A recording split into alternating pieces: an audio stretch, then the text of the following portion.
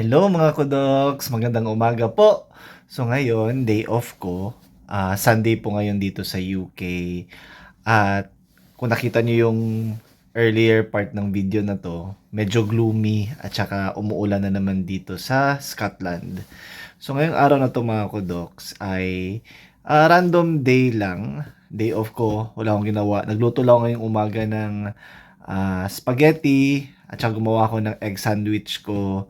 At saka bumili din ako ng mga grocery yesterday para in preparation for the whole week kasi duty na naman ako ng 3 days this week. So gusto kong prepare na yung mga meals ko at saka para ano na lang ako, para iinitin ko na lang or i-air fry ko na lang yung mga pagkain ko for the next days na magjo-duty ako.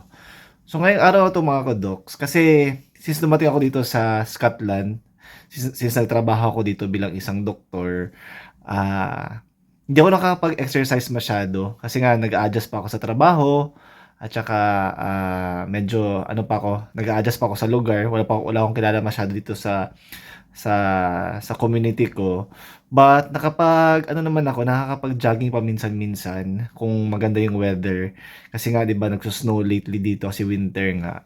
At saka lately parang medyo umiinit na yung panahon, so nakakapag-jogging na ako paminsan-minsan. At sumali rin ako sa parang badminton club dito sa area ko. Kasi nga mahirap maglaro ng tennis lately kasi aside sa walang malapit na tennis club, talagang maulan at saka snowy for the past weeks. Ngayon medyo okay na. At merong nag-open na bagong tennis court, medyo malapit dito sa area ko.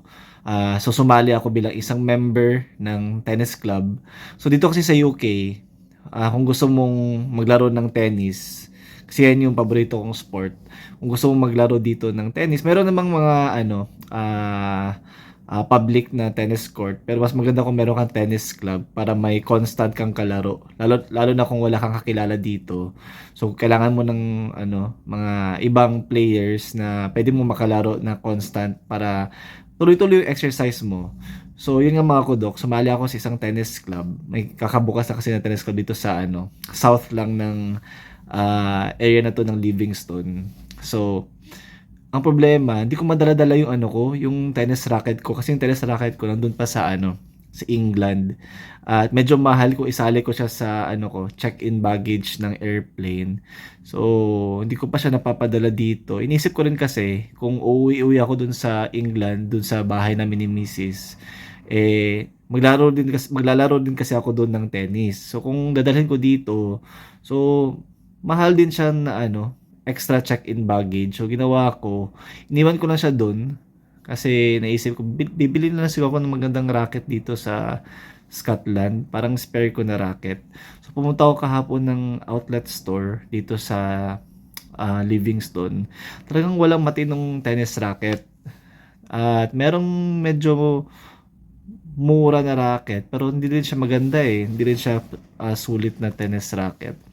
So ang ginawa ko, nag-message ako sa mga ano, members ng tennis club dito sa area ko. Kung sino ba yung nagbebenta ng tennis racket nila na spare kasi bibilhin ko nga.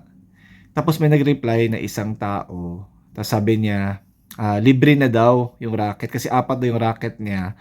Tapos may racket siya na nabili niya, I think 4 to 5 years ago, na Wilson tennis racket. 150 pounds daw yung bili niya nun.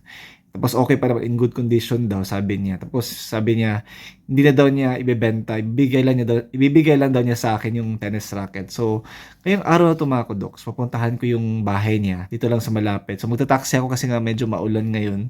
Gusto ko sana mag-bus lang para makatipid, but hindi masyadong ganda yung ano eh, yung weather. So, magta-taxi tayo mga kudoks.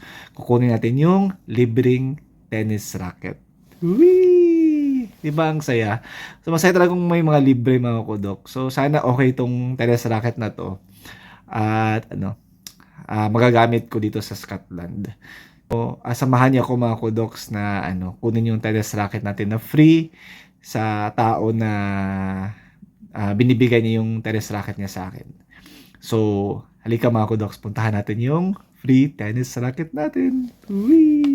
So, hinihintay ko yung taxi ko mga kudoks. So, darating na yung taxi ko in 2 minutes. Yun o, medyo maulan talaga. Usual weather yan dito sa UK mga kudoks.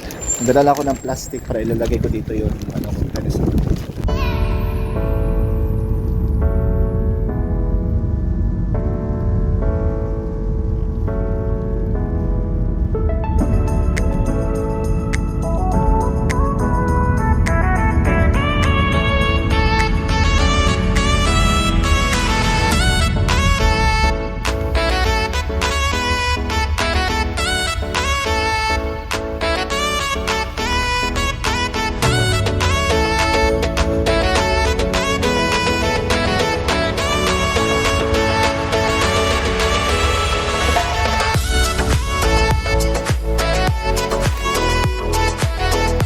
Guys, nakuha na natin ang ating libreng tennis racket. Ang bait ng tao. Actually, sabi niya, bibigyan niya sa akin nga to. Tapos dinagdagan pa niya ng grip at saka dampener. So, ito mga kudoks, so napakaganda. Pakita ko sa inyo. Uy, may Vicks pa.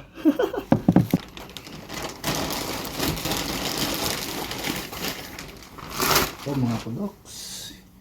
Yun, yan o. Wow! Wilson, ano ba to? Wilson Basalt Matrix. Yan o, kay Monfils, Tour 100. Kung mamahalin to. Oo, wala masyadong sira. Nice. Yan o, kaunting gas-gas lang o. Yun, nice. May libre pang dampener. Yun. At ay libre pang grip. Yan. Saya-saya naman. Libreng racket. Wee! So hopefully sa next weeks or months maging okay na yung weather para makapaglaro ako dito sa tennis court. Magamit ko tong racket na to. So di ko na dadalhin muna yung racket ko na nasa England kasi mahal nga kung isasama ko sa sa check-in baggage. So, ito muna gagamitin ko. Hopefully maganda. Mukhang maganda mga kudoks, no? Mamahalin. Yun. Monfils. So, si Monfils, isa siyang sikat na French tennis player. Si Gael Monfils. Monfils. Yun. Ano bang weight nito? 284 grams. Problema lang dito, grip 3 kasi medyo malaki. So, okay lang. So, ang message ko sa video na to, talagang marami pang mababait na tao dito sa mundo na ibibigay yung mga bagay-bagay ng libre kasi nga siguro sumusobra yung blessings nila sa buhay nila. So binibigyan nila itong mga ganitong mga bagay tulad ng tennis racket. Kasi mamahalin to eh. 150 pounds daw itong bili niya years ago. So mga 7 to 8,000 pesos din to. Mahal mga kudoks. Binibigay nila sa akin.